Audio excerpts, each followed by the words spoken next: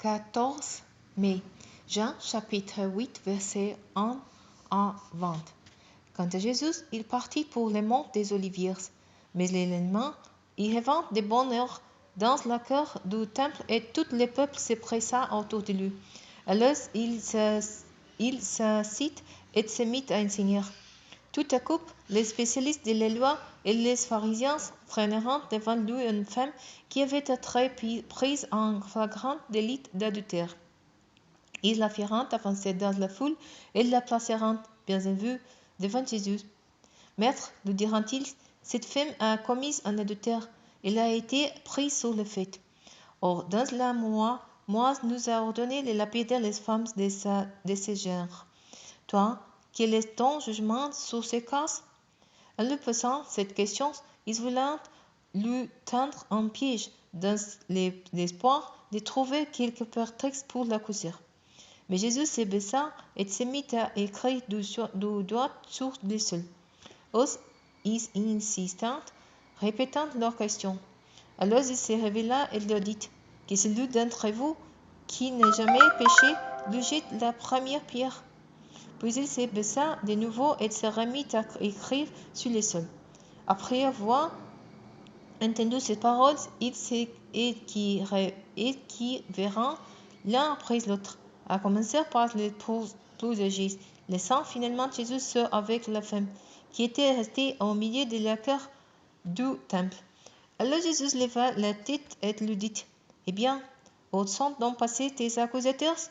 Personne ne t'a condamné? » « Personne, Seigneur, lui répondit-il. Alors Jésus reprit, « Je ne te condamne pas non plus. Va, mais désormais, ne péchez plus. » Jésus parla de nouveau en public. « Moi, je suis la lumière du monde, dit-il. Celui qui me suit ne marchera pas dans les ténèbres. Il aura la lumière de la vie. » Là-dessus, les pharisiens lui répondirent, « Tu te rends témoignage à toi-même.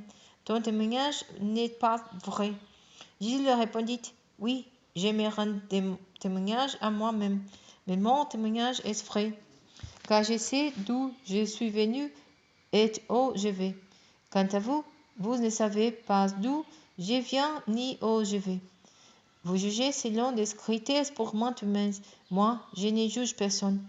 Et à supposer que je porte un jugement, ce jugement est vrai, car je ne suis pas seul pour juger, mais avec moi, il y a aussi le Père qui m'a envoyé. Les témoignages communs des deux personnes n'est-il pas vrai? C'est ce qui est écrit dans votre loi. Eh bien, moi, je suis mon propre témoin, et le Père qui m'a envoyé me rend aussi témoignage. Mais où est-il, ton Père? S'exclamèrent-ils. Vous ne connaissez ni moi, ni mon Père, répliqua Jésus. Si vous m'aviez connu, vous connaîtrez aussi mon Père.